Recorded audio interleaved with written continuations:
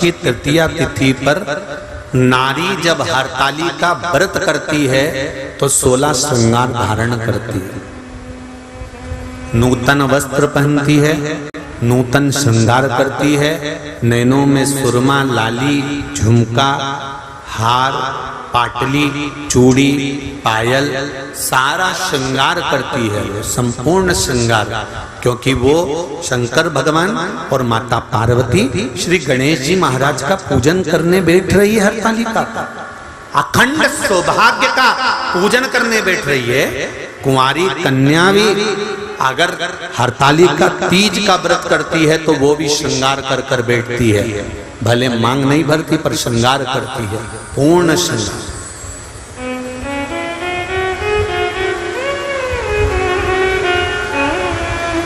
ऐसे वर को क्या वरूं जो जन्मे और मर जाए, वर वरूं मेरा सांवरा तो मेरा चूड़ा अमर हो जाए।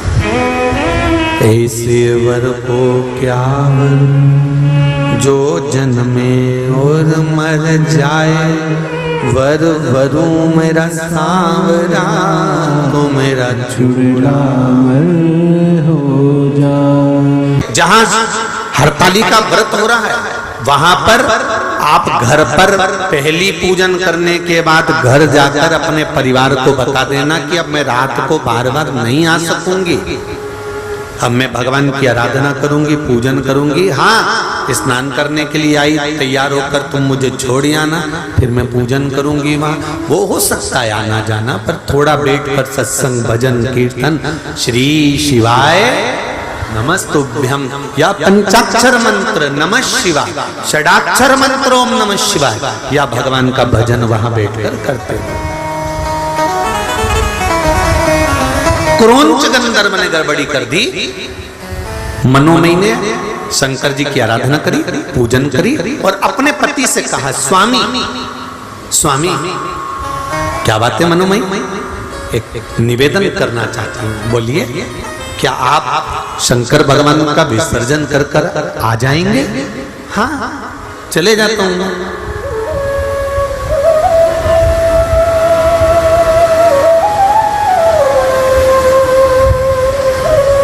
क्या आप शिव जी का विसर्जन कर कर आ जाओगे? हाँ, चले जाता हूं।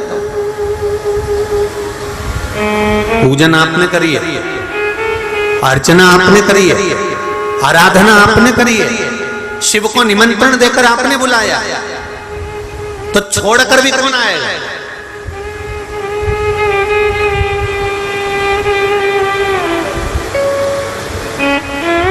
एक गलती हो गई, मनोमयी कक्ष में रह गई। शंकर भगवान को पाटे पर, जो भगवान शिव चौरंग पर पाटे पर केले के पत्ते पर बने थे, पूजन जो हुई थी, वो सोबरी ऋषि लेकर चल दिए। ले जाकर सोबरी ऋषि तो जैसे ही निकले, इतनी देर में जो क्रोंच गंधर्व दुनिया को ज्ञान दे रहा था, जो क्रोंच गंधर्व सबको ज्ञान बांट रहा था, अपने इंद्र के सिंहासन के पास में बैठकर देवताओं के नजदीक रहने के बाद भी वो क्रोंच गंधर्व सही नहीं रह पाया। और सोबरी ऋषि की धर्म पत्नी सुबह सुबह जब माताएं आखिरी पूजन करती है शंकर भगवान की, तो माता पार्वती जी को सिंदूर दान करती है। सिंदूर दान कर कर माताएं अपनी मांग में सिंदूर भरती है। हरतालिका तीज कर आप लोगों को स्मरण होगा, आखिरी पूजन में जब माता पार्वती को सिंदूर का दान दिया, सिंदूर अपनी मांग में भरा, भरकर बस मनोमयी अंदर प्रवेश कर रही थी, इतनी देर में क्रोंच गंधर्व उस घर के अंदर प्रवेश कर गया और दरवाजा उसने बंद कर लिया। द्वार बंद करा, मनोमयी को लगा कि मेरे पति विसर्जन कर कर आए। बहुत ध्यान से सुनना जरा कथा था। कई लोगों का प्रश्न रहता है कि हम गणेश जी बिठाते हैं तो गणेश जी के पास में वो चूहा रहता है, ये कौन था? तो ये हरतालिका की कथा सुन लो, आज मालूम पड़ जाएगा कि वो चूहा कौन था।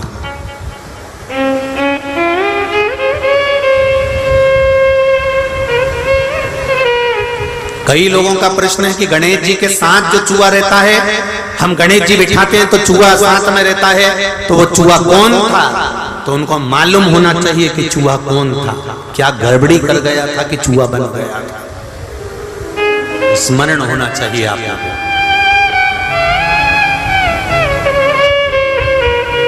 मनोमयी को लगा मेरे स्वामी आए, उसको भान नहीं हो पाया कि स्वामी नहीं है, ये तो क्रोंच गंधर्व प्रवेश कर गया। और गलत सोच से, गलत विचार से।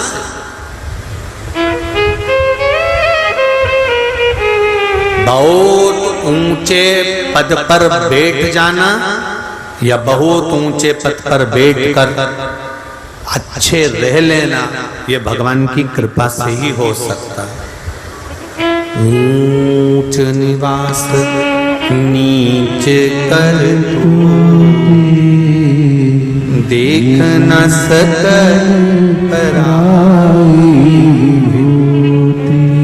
बहुत ऊंची गादी पर बैठ जाओ, बहुत ऊंचे सिंहासन पर बैठ जाओ, बहुत ऊंचे अवधे पर बैठ जाओ, बहुत ऊंचे सिंहासन पर बैठ जाओ, और बैठने के बाद अपनी चित्त, अपनी बुद्धि, अपना विचार, अपनी वाणी, अपनी सोच सही बनाकर रख लेना बहुत कठिन बात।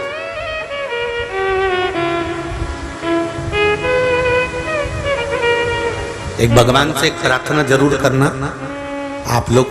मैं तो निवेदन करूंगा हिंगोली वासियों से भी, आस्था चैनल पर कथा सुनने वालों से भी, फेसबुक यूट्यूब पर कथा सुनने वालों से भी निवेदन करूंगा, भगवान से प्रार्थना करना, भगवान हमें ऊंचे सिंहासन पर बिठाना, हमें ऊंची गादी देना, हमें राशि ठाड़ देना, हमें दुनिया का सारा सुख देना, पर इतनी कृपा करना कि अपनी वाणी से, अपने द्वारा हम किसी को नीचा ना दिखाएं। अपनी वाणी से, अपने द्वारा हम किसी को नीचा ना दिखाया जाए, किसी को हमारी वाणी से चोट ना लगे, किसी को हमारी वाणी से कोई घात ना पहुंचे।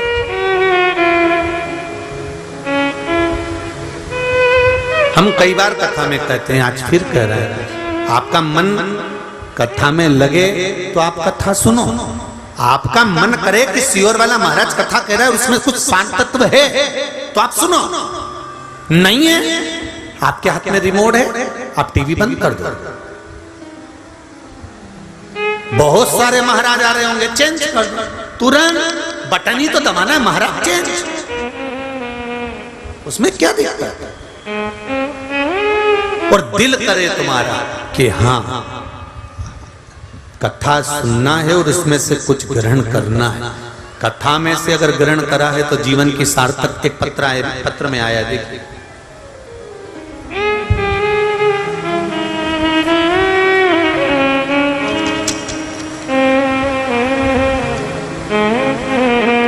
अंजुलेश नवीन जायसवाल हिंगोली से हैं, कहीं बैठे हो तो हाथ हिलाइएगा। आप ही श्री शिवाय नमस्ते। दोनों 9 के बाद उसी दिन सोनोग्राफी करवाई, अटैक आ गया, एक्सीडेंट हो गया, वेंटिलेटर पर पड़ा है, तो विद्वान से विद्वान ब्राह्मण एक ही बात कहेगा कि महामृत्युंजय का पाठ करो, शिव का नाम लो, शंकर को याद करो, जो मृत्यु को भी जीत सकता है वो इसको बचा सकता है, बाकी का सामर्थ्यता के अनुकूल नहीं। महाराज एक निवेदन है, जब हम दुख की घड़ी में होते हैं, फिर निवेदन है, एक शंकर का चरण अगर पकड़ लिया तो ये विश्वास मानना वो किसी के आगे तुम्हें झुकने नहीं देगा, तुमको संभाल लेगा, किसी के आगे झुकने नहीं देगा।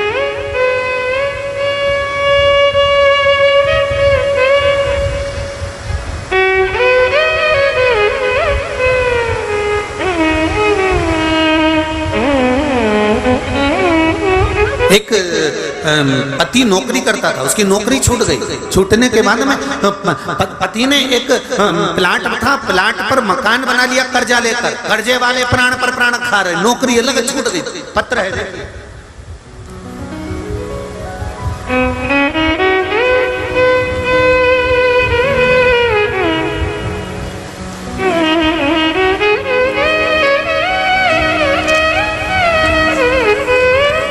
शरद महादेव व्यवहारे परभणी महाराष्ट्र से पत्र देखिए, उन्होंने लिखा है,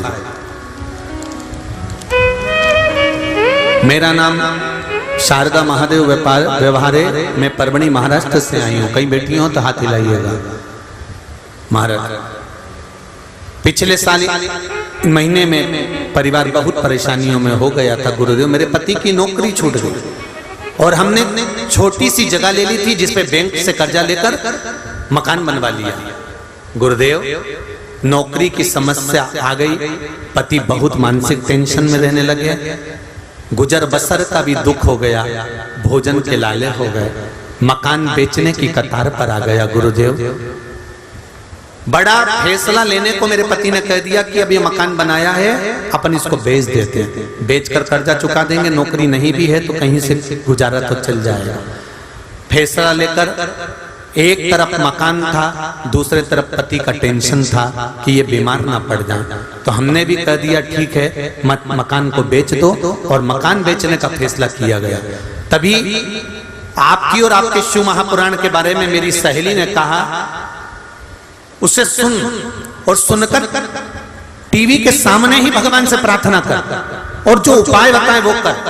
तभी आपने पार्थिव शिवलिंग का निर्माण करवाया, जो इंदौर से पार्थिव शिवलिंग का निर्माण आप लोगों ने भी करा होगा। श्रावण के शिवरात्रि पर जब निर्माण करवाया तब हमने उस पार्थिव शिवलिंग का निर्माण किया और बाबा की कृपा ऐसी हुई गुरुदेव कि मेरे पति को उस पूजन करने के तीसरे दिन ही जॉब लग गया और हमारा मकान बिकने से बच गया। ये शिव है, ये शंकर है। शंभू वीकेंड पे हीरो बनकर आया है, आज छोड़ूंगा नहीं। शरणे मांगो घड़ी रे घड़ी, दुख काटो दया करी आपने दिल से अगर उसको पुकारा है, आपने दिल से उसको आमंत्रित करा है, आपने दिल से उससे कोई बात कही है, आप बैठकर अपने चित्त की बात, अपने मन की बात, अपने हृदय की बात उससे कहो तो तुम दुनिया से कहकर हल्के हो जाते हो, पर उससे नहीं कह पाते। भोलेनाथ, मेरी बेटी की शादी करा दो। शंकर भगवान बोले, बेटी तेरी तो मैं काहे को शादी कराऊं?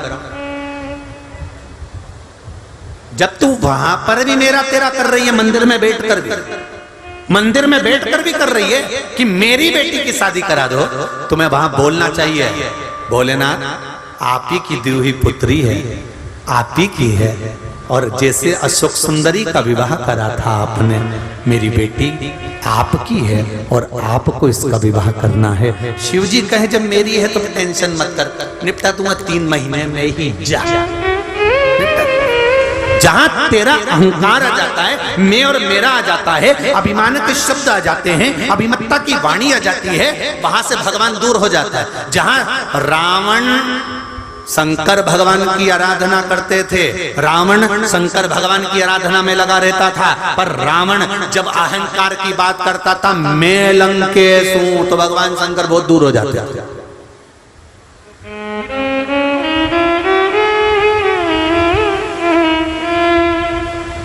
घर मेरा, परिवार मेरा, कुटुंब मेरा, कबीला मेरा।